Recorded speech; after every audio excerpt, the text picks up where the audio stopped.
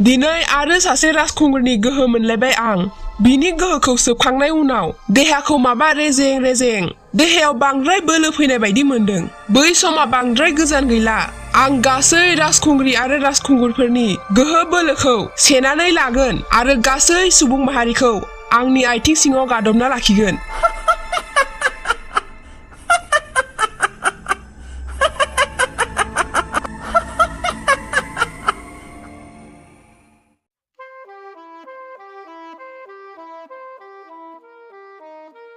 महाराजा आरोबाव गोजोनपुरिनि राजखुंग्रा गोमानायनि खौरां फैदों सप्ता मोनसे जाबाय नाथाय दासिम जेरावबो नागिरनो मोननो हायाखै गोजोनपुरिनि राजाया जोंनाव मदद बिदों बोरैबाफोर जों नागिरनानै मोननो हागौ बेनोथ' जोबोद खैफोद गिदिर जाबाय मंगल आंबो साननानै मोनाखै मानो हरखाब खालि राजानि फिसाला एबा फिसाजोफोराल' गोमागासिनो बे थांनाय दान मोनसेयाव सास्नि राजखुंग्रि आरो राजखुंगुरफोरा गोमादों बे सोरबा सुबुंनि ना माया गोनां दुथांनि खामानि आंनि बादिब्ला बियो सोरबा साधारन सुबुंनि खामानि नङा सोरबा जोबोद गोहोगोरानिसो खामानि जागोन नङाब्ला सासे राजखुंग्रि एबा राजखुंगुरखौ बिदि लांनो हानाया फिसा बाथ्रा नङा आरो जाय राजखुंगुरफ्रा गोमादों बिसोर थुंग्रि सिबनाय खमलायनाय जिलिर गावनाय गासैयावनो आखा फाखा बिदिब्ला बिनि आन्दोआव सोरबा गोहोगोरानिसो आखाइ थागोन नों थार बाथ्राखौनो बुंदों नाथाय सोर जानो हागौ जाय जोबोद गोरलैयै रावबो मिथियाजासे बे खामानिखौ मावबाय थादों महाराजा आं नाजागोन सुलाद लानो माबा मोनसे लामा मोनथारगोन नाथाय बै समसिम राजखुंगुर हाजोमाखौ एसे साबधानै थानो होननाया गाहाम जागोन नों थिगखौनो बुंदों नाथाय बि बबेयाव दं दामानि मोखांखौनो नुवाखै आं मा बुंबावनो महाराजा आंनि बादिब्ला बियो राजमहलाव थानो बाबाय खोमा साधारन मानसि बायदि गामियाव थांनानै उल्थां फाल्थां खामानि मावबाय थायो मालाबा हालेवो मालाबा खदाल जावो मालाबा सोरजोंबा माइ थफ्ला बानफायो मा बियो बिदिसो खालामबाय थादों सासे राजखुंगुर जानानै बिदिसो मावगासिनो बियो लाजिनोबो गैला नामा बिहा माखौ लाजिनांगौ राजखुंगुरा मानसि नङा होनबा राजखुंगुरालाय खालि मोनसे बिमुंसो जोंनि देहायाव बे एखे थैयानो खारगासिनो बुंनायालाय नों थार बाथ्राखौनो बुंदों नाथाय नों बायदि राजखुंगुर दिनैसिम नुफेराखै आं सोरबा राजखुंगुरा खि थेला नारफायो बोफायो बे जोबोद सोमोनांथाव बेथ' आंनि नोजोराव धोनि गोरिब गासै समान आं गासैखौबो समान सानो नोंनि साननायाथ' जोबोद मोजां आं मिथिगौ नोंनि दैदेननायाव बे रायजोआ सानसे जोबोद दावगानो हागोन रायजोखौ खालि राजायाल' दावगाहोनो हाया रायजोनि गासै सुबुंफ्राबो नाजानो नांगोन अब्लासो बयनिख्रुइ दावगानो हागोन लोगोसे हादोर अनफावरिबो जानांगोन गावनि हादोरनि थाखाय जिउ बाउसोमनो हानाय जानांगोन अब्लासो बुहुमनि रावबो गोहोआ रायजोखौ सोमावनो हानाय नङा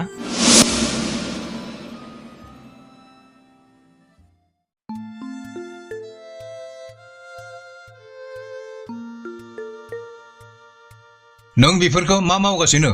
मा मावगासिनो नों सासे राजखुंगुर जानानै बिदि खामानि मावनो नों लाजिनाय मोनाखै आफा बेयावलाय मा लाजिनांगौ दं आंथ' रावनावबो सिखाव खावाखै बिदिब्ला माखौ लाजिनांगौ नोंनि खामानिया बे नङा हासि सिबनाय खदाल जावनाय हालेवनाय बेफोर नोंनि खामानि नङा नों दिनैनिफ्राय बिदि खामानिखौ मावनो नांलिया नों दिनैनिफ्राय दरबारनि खामानि मावनांगोन मानो होनोब्ला सानसे नोङो बे रायजोखौ सालायनांगोन बे रायजोनि राजा जानांगोन नों बेनिखायनो आबाद मावनाय खामानिखौ आबादारिफोरनो मावनो हो आरो नों रायजोनि खामानियाव गोसो हो रायजोखौथ' आं सानसे आखायाव लाखागोन आरो आं मिथिगौ बोरै रायजोखौ सालायनांगौ आरो आफा आंनि आबाद मावनायाव मा गोरोन्थि दं आंनि आबौनि आबौआबोथ' सानसे आबादारिसोमोन थेवबो बियो गंसे रायजो गायसननो हादोंमोन जेराव दिनै नोंथाङा सासन खालामगासिनो बिदिब्ला आबाद मावनायाव मा लाजिनांगौ दं बाथ्राया बिदि नङा आं खालि नोंखौ राजदरबारनि मेलाव थाजानोसो लुगैदों बोरै अबाव मा जायो सोलोंना लानोसो थिनदों जेब्ला आंनि समा फैगोन आं बिबानखौ लागोन नाथाय दा आंखौ गोसो बायदि मावनो हो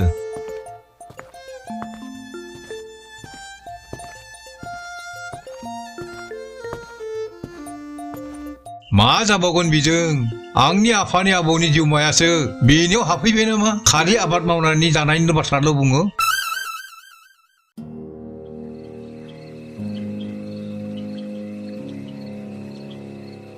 जाम्फाव मा जाखो मानो राजखुंगुरिफोरा आंनि बे समायना मेहेलाव लाबोनाय जायाखै दासिम निमाहा महारानि नाथाय गोजानसिन जेरावबो रायजो नुनो मोना हायाखै आं खाथि खाला जेसेबां रायजो दं गासैनि राजखुंगुर आरो राजखुंगुरिफोरखौ लाबोनाय जाजोब्बाय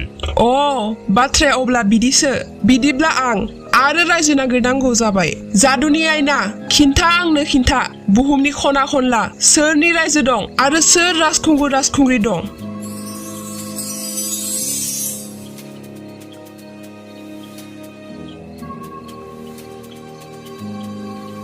बेथ' जोबोर समायना राजखुंगुर बबे रायजोनि राजखुंगुर बियो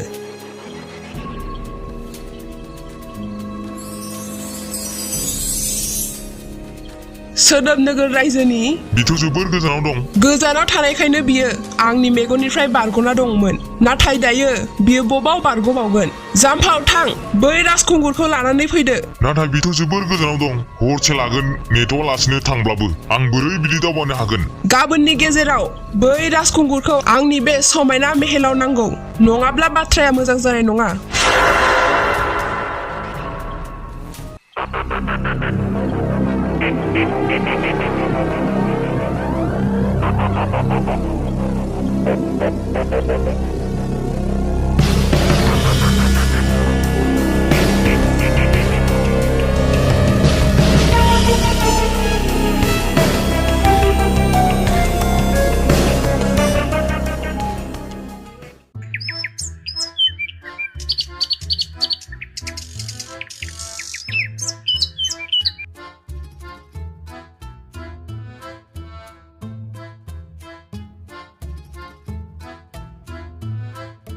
ओइ रथ' बबेयाव थांनो नागिरदों हो बबेयाव थांनो नागिरदों नों मेगनथ' नुवा नामा बबाव थांगासिनो राजखुंगुरखौ लिंनो थांगासिनो आरो मा खामानि नोंनि राजखुंगुरजों बियो दानो सिखाराखै उनाव फै सिखाराखै बिदिब्ला फोजाहैनो र' खामानि मावहैनांगौमोन फोथाराव हाग्रा एवस्रांनांगौमोन हाब नों राजखुंगुरखौ दाहोनासो सानखो ना माखो दानो बिनिफ्राय ओंखारलां नङाबा बाथ्राया मोजां जानाय नङा लखाबनि बार जानो नांगोन नों सासे दाहोना जानानै आंखौसो रायबावदों थां ओइ खना खनला बिथां मैला जानानै दं ओइ बोराय सोरखौ दाहोना होनखो नों मा जागासिनो बेयाव ए राजखुंगुर नों सिखारबाय जोंहा बाबुआ नोंखौ फोथाराव नेनानै दंबाय थायो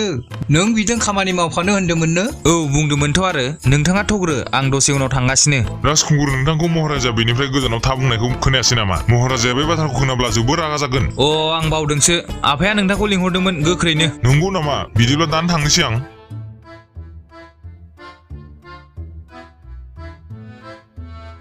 थगायजालाबायना जाम्बाया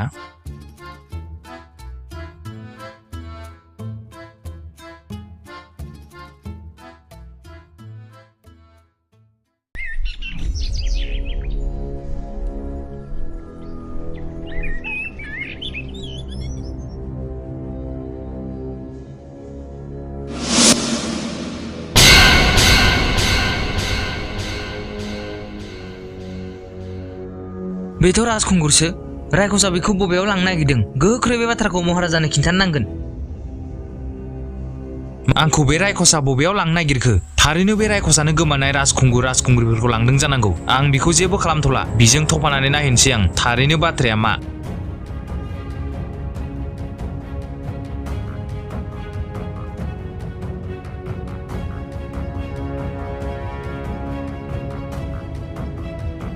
मा रायखसा लानानै थांबाय बबेथिं मा दिगाव लानानै थांखो गामिनि सोनाबथिं थांदों महाराजा रायखसा जोबोद गिदिरमोन आरो गिथावनामोन आं जायखौ गिबाय थादोंमोन बेनो जामारबाय सानथ्रि गाहाय गासै सानथ्रिफोरखौ लानानै गोख्रै बे रायखसा थांनायथि थां बे रायखसखौ बुथारनांगौआ बुथार थेवबो राजखुंगुरखौ जेबो जानो दाहो थांदो गोख्रैनो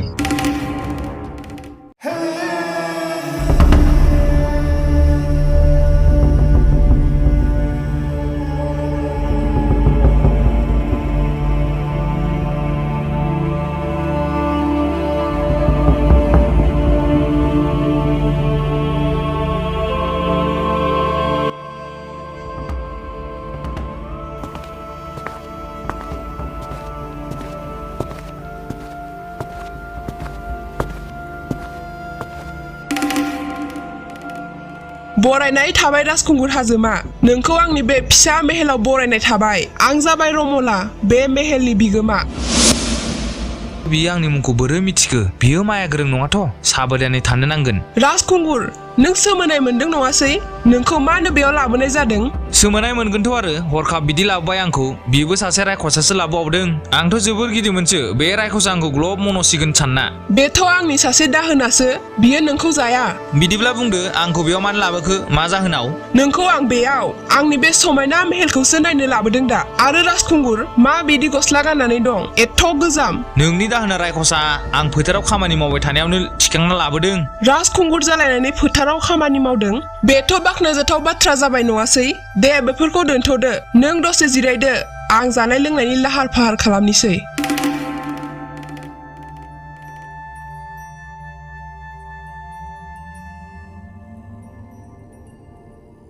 थारैनो बियो आंखौ माबा खालामनो सानखादों नाथाय मा बिनि बे मेहेलाव माबाफोर सुलाद मोननो हागौ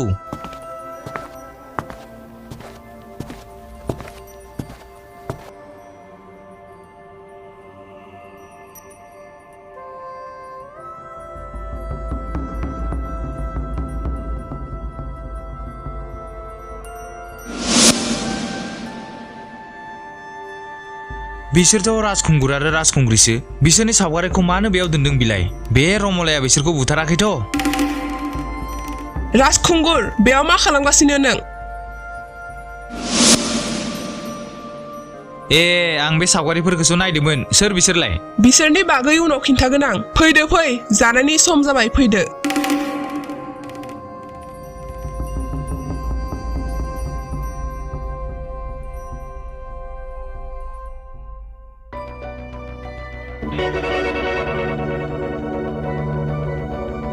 बेबो जोबोर जाम्बामार जानानै आरामै उन्दुलांबाय नाथाय बियो मिथिया बियो फिन माब्लाबाबो न'आव थांफिननो हाला बिखौ अराय समनि थाखाय जोबनानै लाखिनोसै आं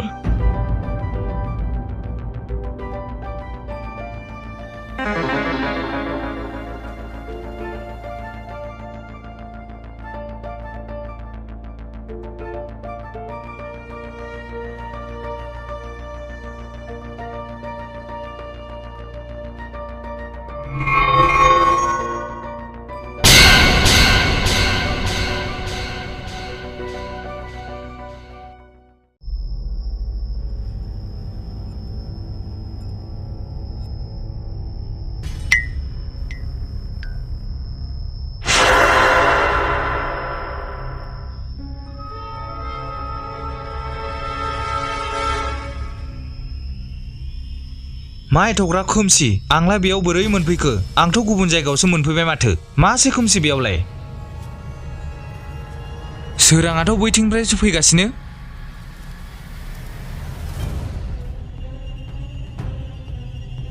आदा आंखौबो बिनिफ्राय लांफालाय नोंथ' राजखुंग्रि आलारिसो नों बेयाव मा खालामगासिनो आं सासे आइजोनि न'आवसो उन्दुना दंमोन नाथाय बेयाव बोरै मोनफैखो मिथिया आंखौ बिनिफ्राय लांदो आं बेयाव थानो गोसो गैला बेखौथ' आं सावगारियावसो नुदोंमोन थारैनो बे रमलाया माबा मोनसे खालामदों आरो जोंखौ बेयाव थिनहरदों नाथाय सिगां बिनिफ्राय ओंखारनो नांगोन नों जेबो जिंगा जानो नाङा नोंखौ आं बिनिफ्राय रैखा खालामगोन फै आंनि उन उन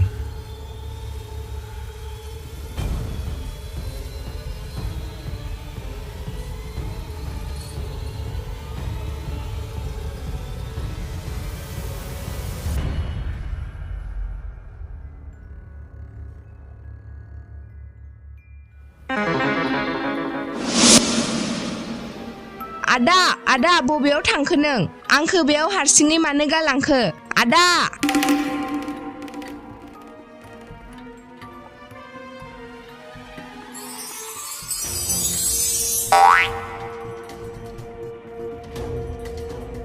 राजखुंग्रि आलारिया बबेयाव थाबोखो आंजोंथ' दंफायोमोन बियो नों बेयाव बोरै मोनफैखो रमला नों मानो बिदि जोबना दोनदों गोख्रै बिनिफ्राय उदां खालाम बे सावगारि सिङावनो जोबना दोनदोंना नोङो बिसोरखौ नों मिथिमारबायसो बिदिब्ला जेबो नङा दे नों बिनिफ्राय बारग'लांनो हाखाला आंखौ हमनाया एथ'ग्राब गोरलै नङा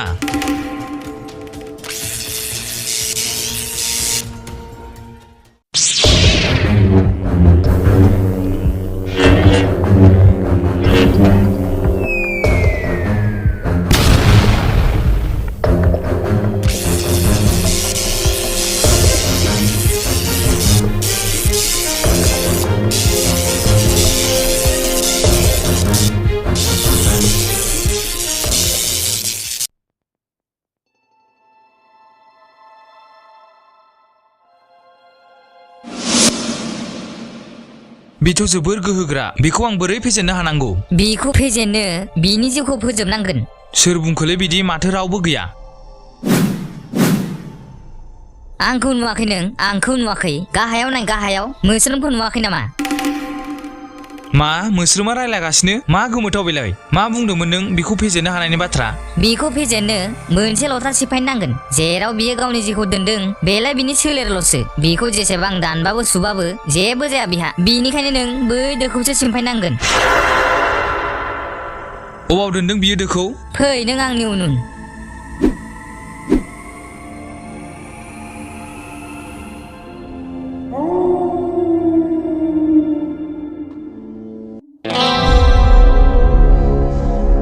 ओइ रमला नों दिनैनिफ्राय गैला